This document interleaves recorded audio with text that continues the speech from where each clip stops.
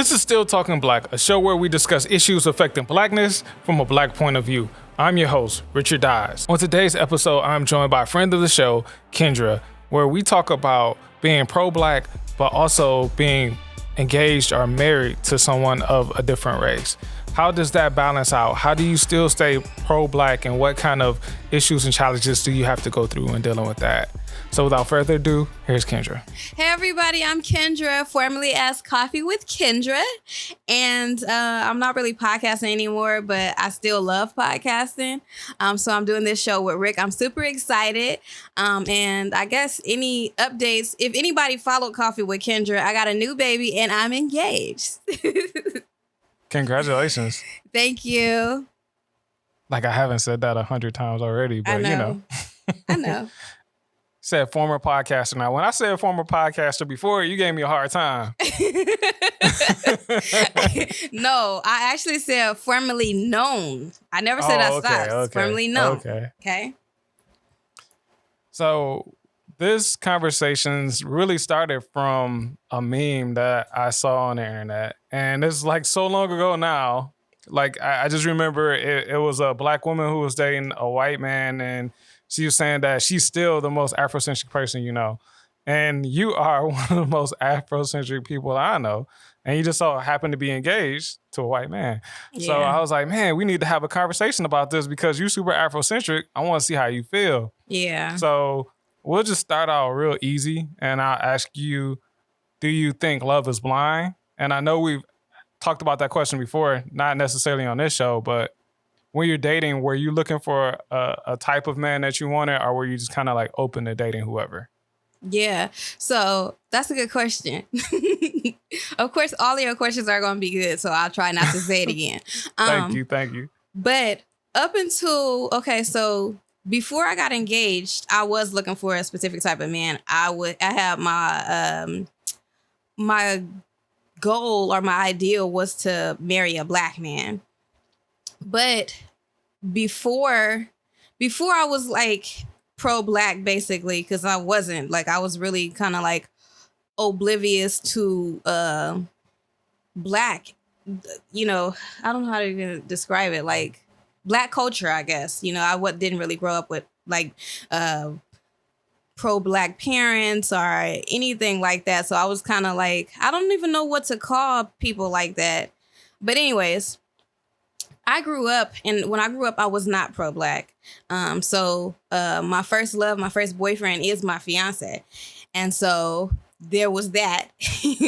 And then once I think the pro-blackness came, I would say, I think I was like 33 or something, 33, 34.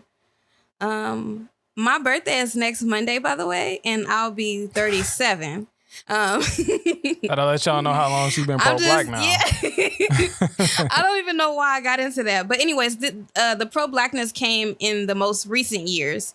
And so before me and him got back together, I was like, yeah, I'm marrying a black man. Like, and I was only dating black men. But then that happened. So now I'm back with, my first love, which is a white guy. What made that change when you started to become more Afrocentric and you started to post, like your post became different, your speech became different? What made you say, like, okay, like I was open to everything at one point in time, but now I specifically want to find a black man? Well, one of the things that made me want to do that was looking at black relationships in our community, and seeing that, not to say that none of them are good. Like, like I love seeing black love, two black people that, figured it out and, are getting married and all of that good stuff. Like, I love to see that. But it's a lot of black men who are not loved correctly by black women. And not to say that, that's not vice versa for women, but this is what I'm thinking. And, I feel like I wanted to, I don't want to say I wanted to experience that, but I thought that would be me, for lack of a better words, like that would be me doing my duty for the community. Like, I thought like, okay, I'm a great black woman, and so I should marry a black man, so that's kind of what it was. Yeah. That's what changed your mind. What types of things did your friends and family say when you like started dating your now fiance? Were they surprised? Were they supportive or?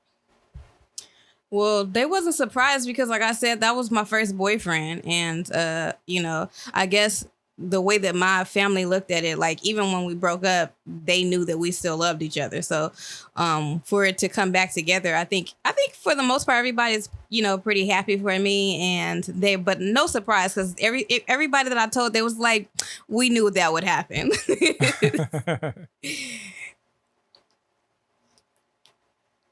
Does dating outside of your race make you feel disconnected from the culture? Now that you're so Afrocentric, do you feel like maybe does it feel like any little bit of like a betrayal to your culture or I feel like I don't feel like I've betrayed my culture because I say this all the time, even before I got back with him, that no matter who I marry, I'm still going to be black. So why would I not want what's best for black people? You know what I'm saying? I'm still black. It doesn't matter, right?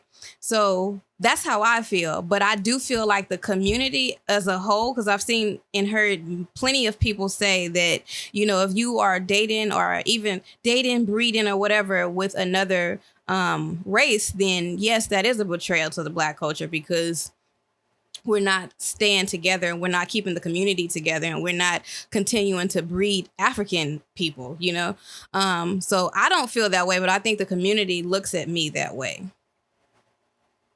and I think a lot we kind of talked about it on the series the Mothers of Black Sons and it's like you have 3 mixed children and regardless of what they're mixed with, they're still black and the world is going to see them as black. Mm-hmm.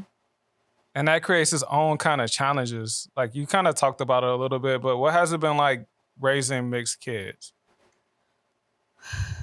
Well, until they got old enough to articulate how they actually feel and, come to understanding of what they actually are. I didn't realize that even some of the things I do and say could be offensive to them, And so now that they are old at the point where they can talk to me and tell me, how they view and they see things.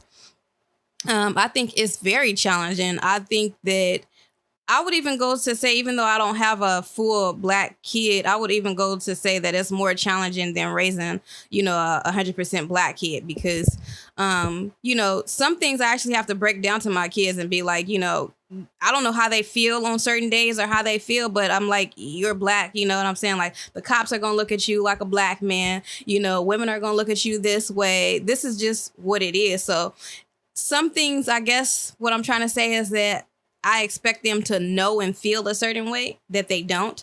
And so I catch myself sometimes trying to teach them something. Like, for example, my daughter, she went to her first, congratulations on my daughter because she made the dance team. So hey. I'm really excited about that. Thank you. But she went to one of her second dance practices last night and she was telling me that there's one other mixed girl and there's one other black girl there. And because, of course, as soon as she get in the car, I'm like, so how many black girls are there? Because I need to know because where she's going is very white and Asian.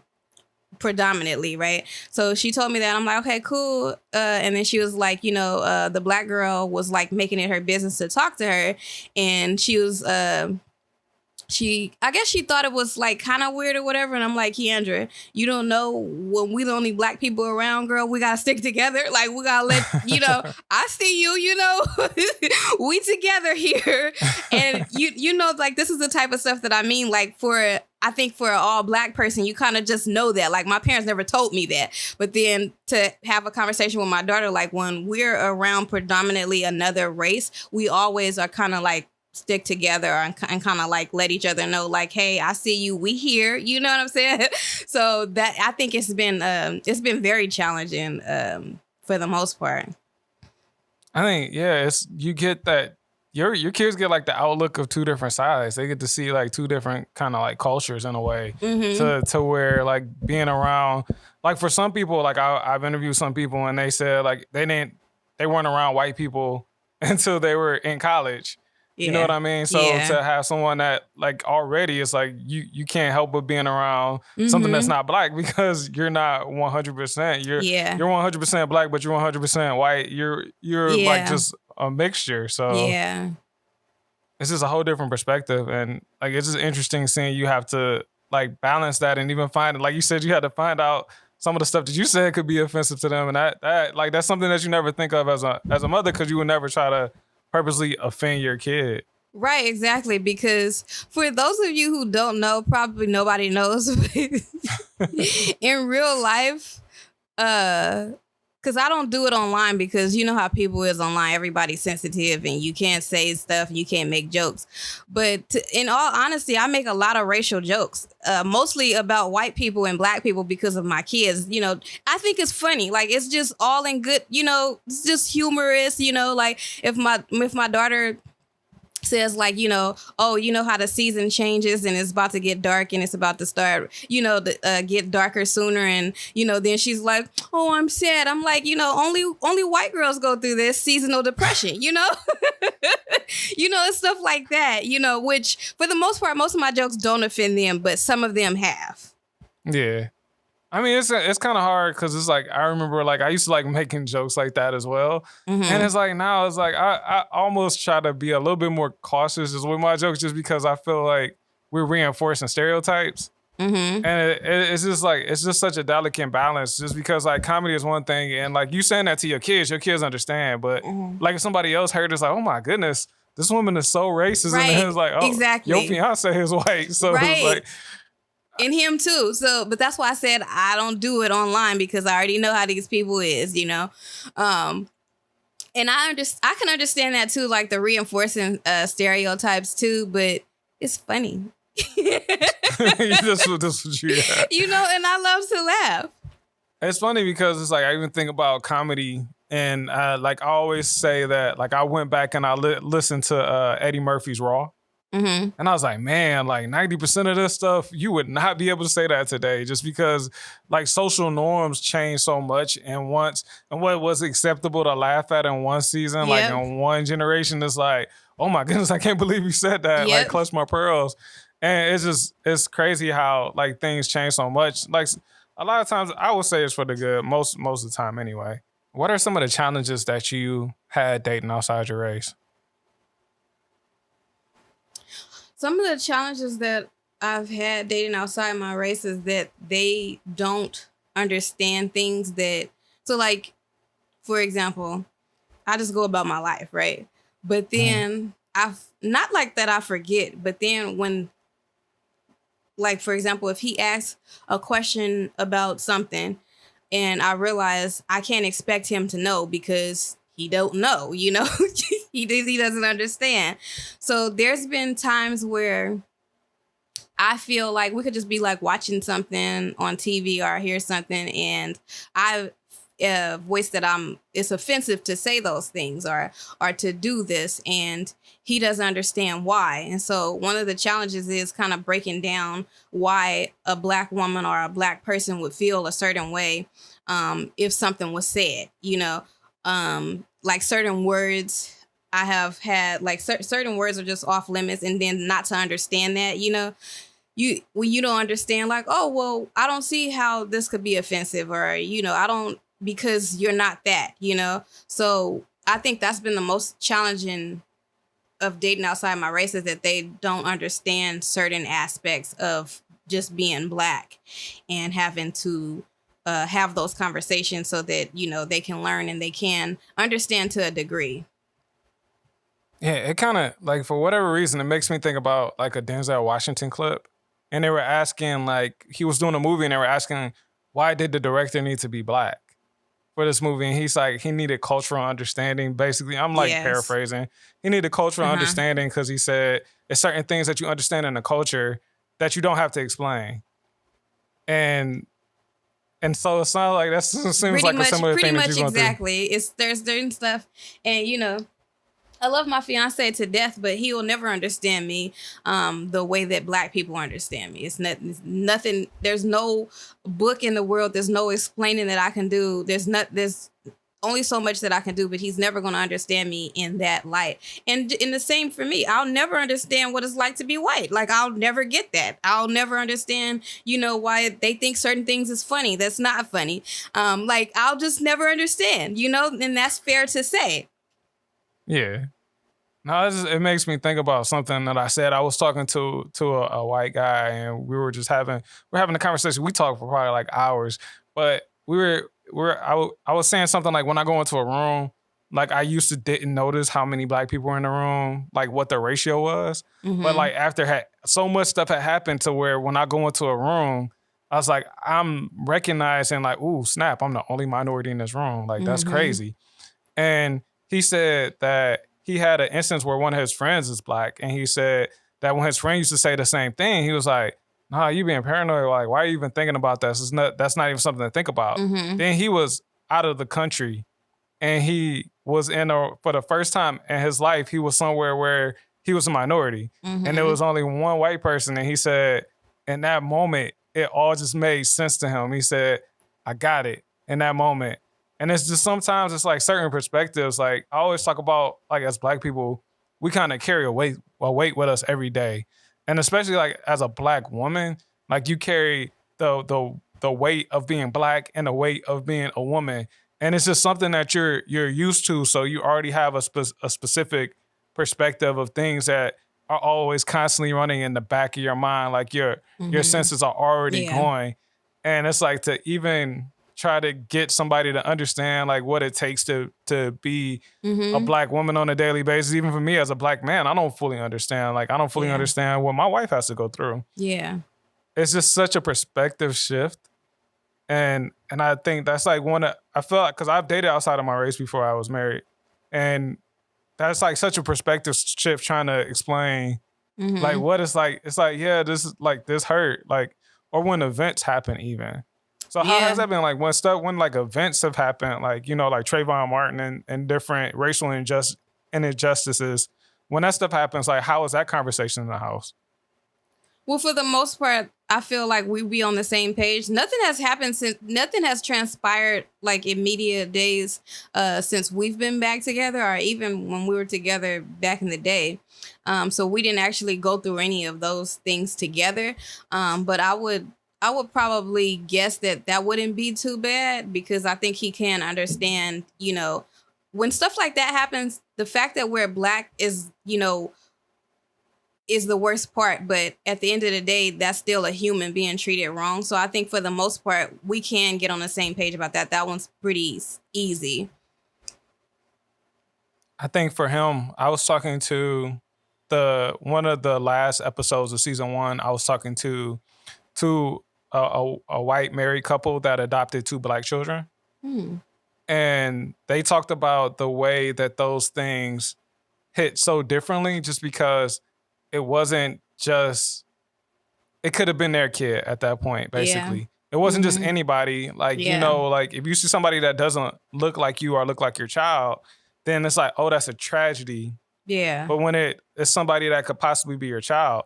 So I imagine your fiance has a completely different perspective of someone who doesn't have 3 Black kids. You know what I mean? Because regardless of what he is, like, the world is going to see his kids as Black. So now when he looks at stuff, I'm sure he's looking at it through the eyes of, he has a Black son. Yeah. You know what I mean? Yeah, exactly. So I'm sure that's been like a whole nother thing. Oh yeah. So yeah, that's obviously different from a white man that has white kids, right? But when you a white man that have Black kids, and you see that, then you like, damn, this could be my kid.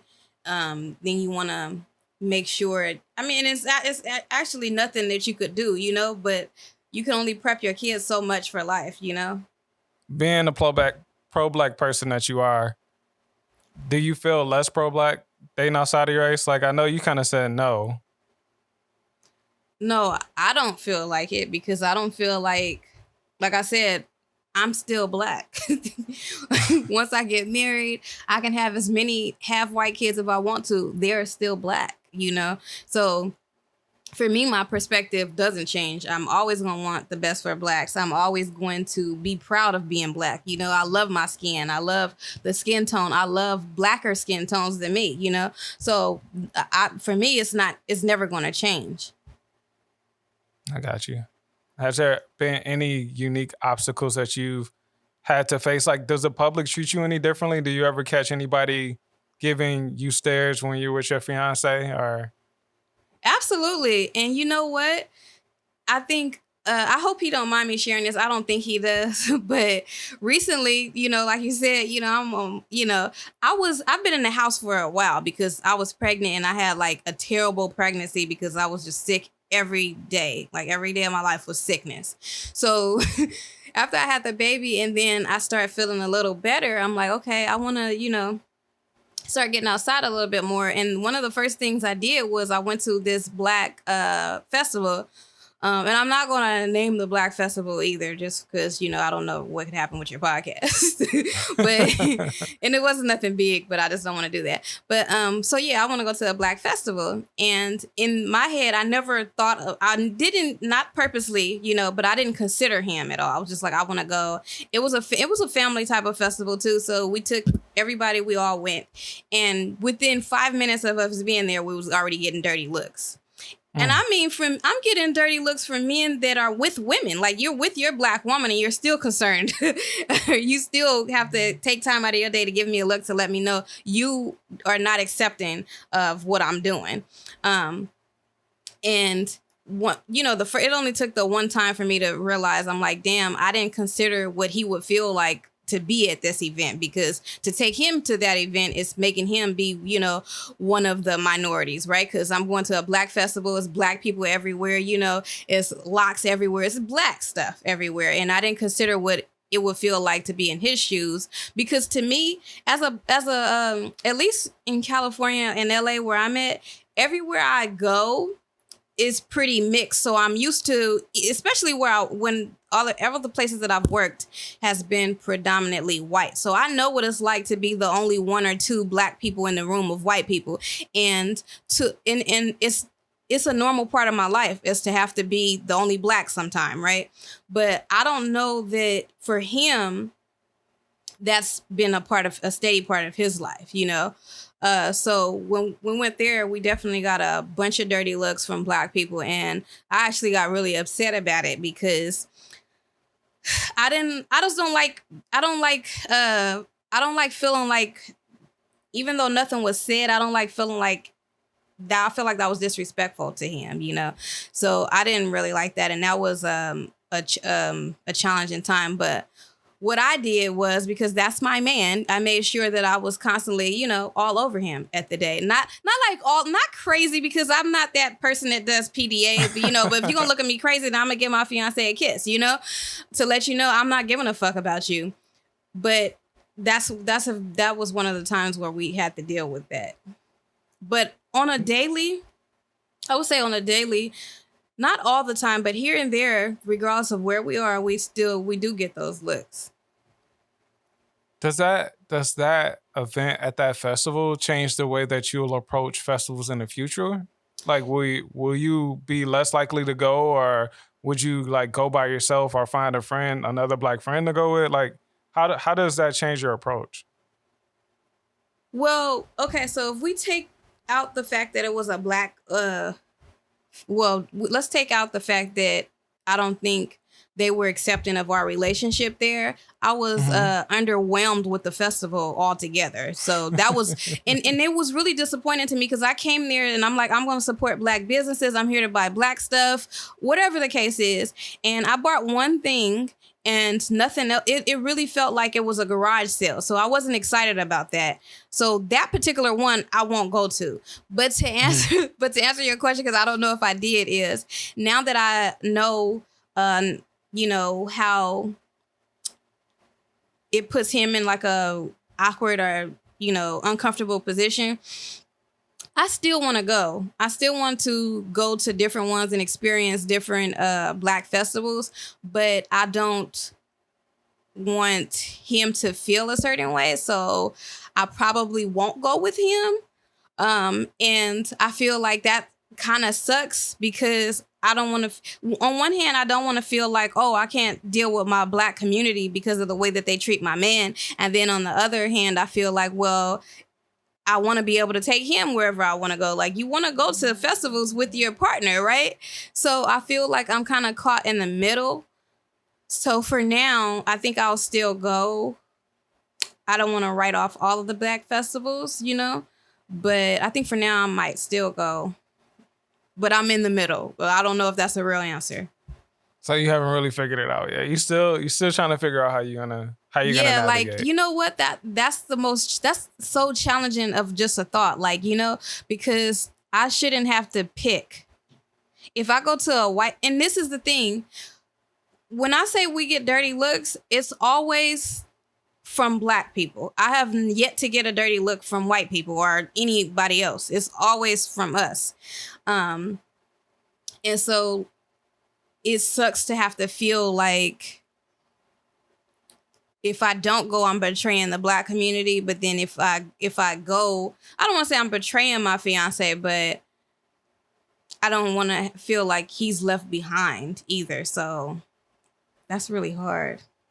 Yeah, I see. It's like just looking at your face, it looks like you're battling with it back and forth because, I mean, in a sense, like I feel you don't want to back down just because it's like I don't want to not want to go to a Black festival because I got to worry about how they gonna look at my fiance. Yeah. And I don't also want to leave my fiance home because I'm worrying about how they gonna look at him. Yeah. It's such a push and pull and it's a hard thing to figure out. And from our conversations before, like on our other episode, you kind of talked about like the way the acceptance from the Black community has not always been the greatest, like when it comes to your kids. Mm-hmm. Oh, so yeah. So it's like, this is like just another thing. Like, so I guess, have you been in any like primarily white environments with your fiance? And how has that been different from being in that primarily Black festival? I don't know if we've been anywhere outside of like his family, Mm-hmm. But I can even use that as an example for his family. Yeah, I do feel. I don't want. I can't say I feel like him because, like I said, I'm used to having to. I'm used to being one of the only Blacks in a lot of places, so I don't think it bothered me as much. And obviously, it was his family, so obviously, we're not gonna get dirty looks and etc. So yeah, I don't think we've had a comparison moment. Yeah. Yeah, I mean, you say you want to get dirty looks. It's like some of the women I dated, I don't know if I could have been around their family. You know what I mean? Just because bringing somebody outside of the race is sometimes unheard of. Like, I know somebody who's dating outside of his race, and for the longest time, he didn't meet his girlfriend's father just because she was not 100% sure that her father would be accepting of him. Yeah. And like whenever I dated outside of my race in the past, the looks that I got was always like always came from white men and Black women. Like those like Black women look mad and white men look mad. So that was my experience, but it's like that's been years ago for me. I'm happily married, so yeah. But that was just my experience. It's always somebody that's not gonna be happy. I mean, you could have dated inside your race and people wouldn't have been happy too. So oh yeah, like I'm not at all at a place where I'm like, I wish I would have, got engaged to somebody else or I was gonna marry somebody else because I have no doubts in my mind that that's my person. So regardless of what I feel like dating him, like I never feel like, my life would have been easier, or, whatever the case is. Like I'm totally I don't want to say accepting, but like, I'm ready for whatever comes our way. Yeah. What do you think about some of the stereotypes that when people date interracially that they get, like, especially like when a Black woman dates like a white man, it's like, oh, she's trying to come up or, she thinks she's better. Like, what do you think about some of those stereotypes?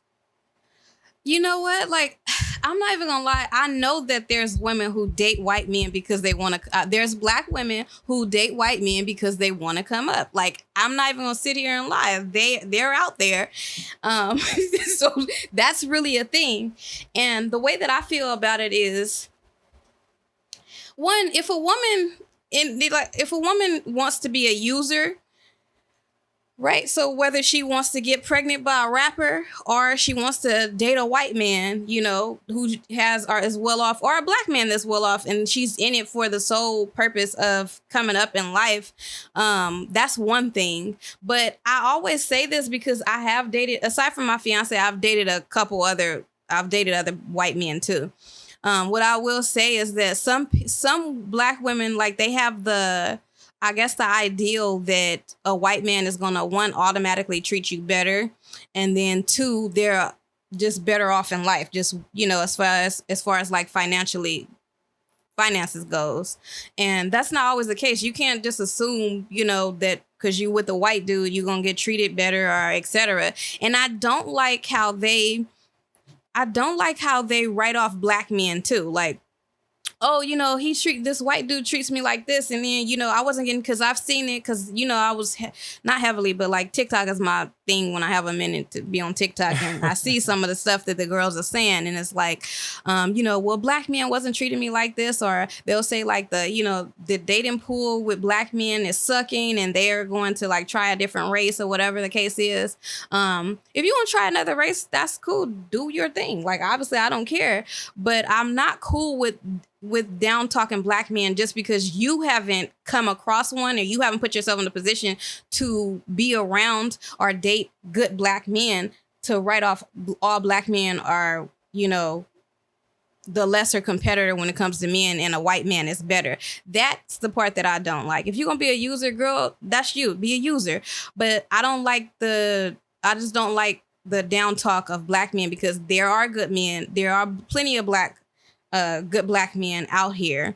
And I would even go to say that also, just so you girls can know, a lot of white men, they fetishize, I don't know if I'm saying that right, they fetishize black women. So they don't really care what you look like or how you act like. They just want to have a black woman and experience that. So that's one thing. And then the other thing is, a lot of them too will make you, you know, the side woman, because again, like you was talking about earlier, you know, they're not really comfortable with, you know, their family, or they don't know how their family gonna feel about it. And a lot of them are in denial themselves. They don't want their family to even know that they like black women. So they'll date you on the side and you'll never be a wife. So you just, what I'm trying to say is that dating a black man is not the same as dating a white man, because it comes with a lot of things that I think a lot of black women are not thinking about when they choose to date white men. And there is a lot of them that just want to sleep with a black woman. You said a lot. You definitely said a lot. I guess what advice would you give someone who was considering dating outside their race? Because, like, for me, I grew up in a household where my parents were like, you know, find someone that you love.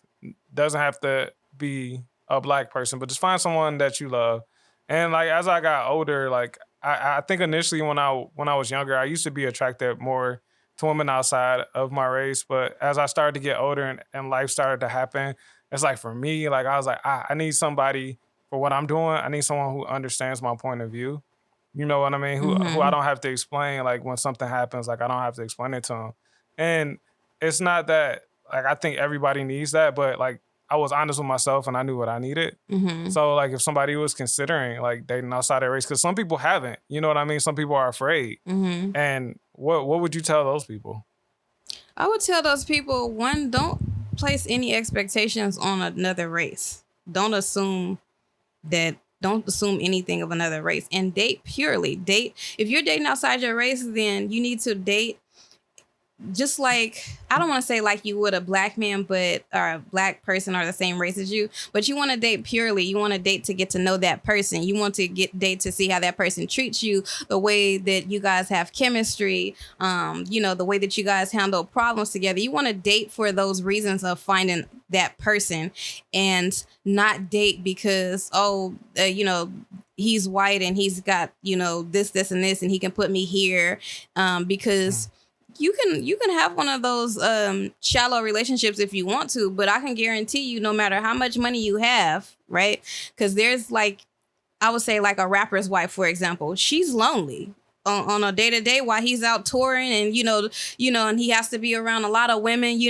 That comes with a toll itself. But she might be well off and rich, but she's lonely. She don't have that person to come get in bed with every night, and etc. So consider these things when you are dating. If you're dating purely and you're dating for to see that person for who they are, that would be my advice, is to date them in that way. Do not date with the exception or expecting to be or have a certain lifestyle. And a lot of sometimes when you date outside of your race, for example, especially with white men, because this is what I have experience with, they may not feel that you are deserving of the same thing a white woman is deserving. So you have to be mindful of that as well. That's well said. Like, the things that I think about when I date outside of my race is that I wanted to make sure that, like, kind of like similar to what you said, I wanted to make sure, one, I wasn't fetishizing like dating outside of my race, like whether it was like, Asian, Hispanic or white, like, you know what I mean? Any of that. And I wanted to make sure that they weren't feeling the same way about me, just want to date a black man just for the sense of dating a black man. I wanted someone who wanted to date me and be with me for me. And that's the same way that I approached everybody that I dated, regardless of what color they were.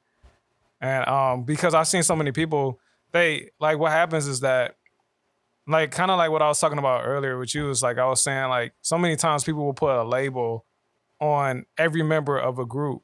You know what I mean? So it's like, we're so used to, as black people, we're stereotyped all the time. And we're like, yo, don't stereotype us, we're individuals. But then you think about people, like, for women who are dating white men, it's like you automatically get stereotyped as something and put in a group just because you check that box. Your fiance is white. All right, well, you're in this box now. And like, from knowing you, at least I can say, it's like, I know you're with your fiance because you love your fiance, not because of the color of her skin. Because I was like really surprised when you was like, we got back together and we about to get married. I was like, whoa, I'm like, that's a change up. So it's like, I know that it was love for you, like, and I know everybody can't say that. So the thing is, when you look at somebody, you can't really tell what their relationship is about, whether it's a black couple or a mixed couple or whatever kind of couple. You can never tell what somebody's relationship is like. So I just want us to give a little bit of grace and be more accepting, because it's like, I can never imagine like seeing like a mixed couple and be like, oh my goodness. You know what I mean? Yeah. Right. Because for me, it's normal. Like, even like with my kids, like just now we're starting to see mixed couples on TV, right? Like a Tide commercial, etc. Right. But for us growing up, we didn't see a lot of that on TV. And so for me, even when Obama was in office, it was something that I was excited for my kids, because it's like, okay, not only is he black, but he is biracial as well, because for them growing up, they didn't see a lot of, like I said, in their later days, now they're starting to see it. But like when they were little, they didn't see a lot of families like that was mixed, and they didn't see a lot of mixed kids running around on TV. So I was definitely excited. That's exciting as well. I will say, though, I would like to see, I'm happy for my kids and everything, but I would like to see more black couples on TV commercials, like 100% black couples. Because I feel like we see more mixed couples than we see black couples on TV. I remember it was a Cheerios commercial, and it might have came out like 4 years ago, maybe 5 years ago. It wasn't that long ago. It might have been more recent than that. And they had a mixed kid with a mixed daughter, and the internet lost their minds. Like, they just, because like, you can't do this. You can't have a mixed couple on TV. It's still like a faux pas. Like, it's still something that's treated lightly. I mean, I even remember like Will Smith came out with a movie with Margot Robbie, and it's like oh my goodness, they kissed. You know what I Yeah. mean? Like two of the biggest stars in the world, they kissed on screen, and it was like, oh, one's black and one's white. It's still like one of those things, and it's like, man, let people be people, and you know, like, cause race is a social construct. It's not even like it really It ain't. is. Like we're just at the end of the day, we're all people with different cultures. It most definitely is. Yeah, I mean, I'm sure there's people that disagree. Oh, I'm sure there's white people that disagree. I'm sure there's even black people. Somebody listening to the show might disagree, but like at the end of the day, we all gotta love each other. Yeah, and I wanted to say something about something that you said, but I'm trying to think about what it was. Oh, it was when you said you don't know what's going on in a person's relationship, regardless of like what race they are. I feel like I can. I can always look, and it has nothing to do with race. I can always look at a couple and tell if they are together because they love each other. I can tell if one person loves the other person, the other person not really into it. I can tell if the girl is in it for money and the guy is being used and he head over heels for it. So I can see it. I've been, like I said, just because I have a white fiance does not mean I'm out of touch with what black people are doing.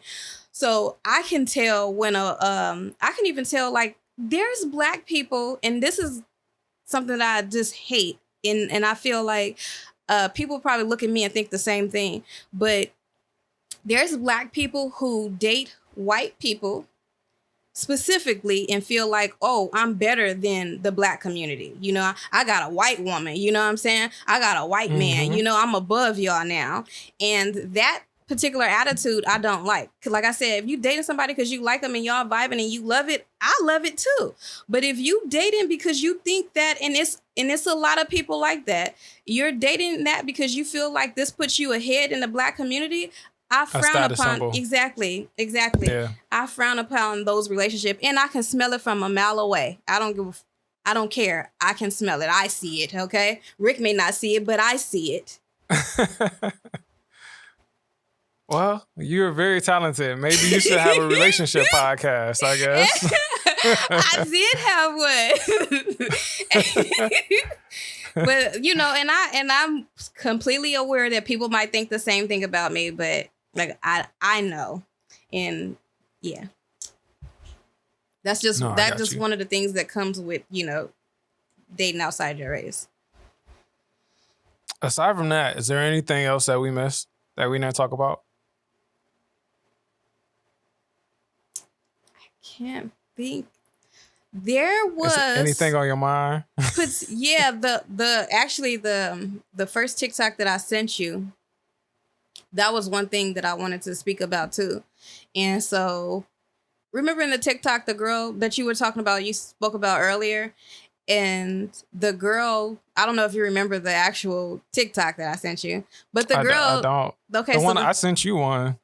Yeah, you sent me one. It was a black girl saying that, yeah. Okay, but anyways, there was a TikTok that I had posted, and it was a black girl that was dating, I think the guy was white or something.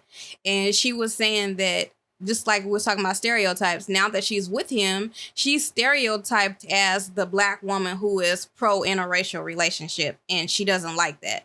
And when I saw that, I posted it because I said, that's me. I don't want people to look at me and say I'm promoting. Like I said, I'm not against it, but this is not like, I'm not like, oh yeah, go and get you a white man. Like, go get you one. I'm not pro that either. You know what I'm saying? And I don't like that. I know that that's a stereotype that comes with my relationship now because I'm with him. Just like to go back to what we talked about earlier. At the end of the day, I don't care how white he is. I'm still black. I'm going to stay black regardless. I'm going to die black. And I want what's best for black people. And I don't want anybody to ever look at my relationship and be like, ooh, I want to get treated like her. Or, you know, I want what she got because she got a white man. I got what I got because I got love and I got my person. And this is, you know, we're connected and all of those great things. It has nothing to do with the fact that he's white. So I'm not pro that. And I don't like to be put in that box like you was talking about, Rick, that box that I'm now put in, you know. Got you. I got you. Well, Thank you, Kendra, for coming on the show again. Thank you for having me. Again, I'd like to thank Kendra for coming on the show. Still Talking Black is a Crown Culture Media LLC production. You can find out more about it at stilltalkingblack.com. But until next time, keep talking.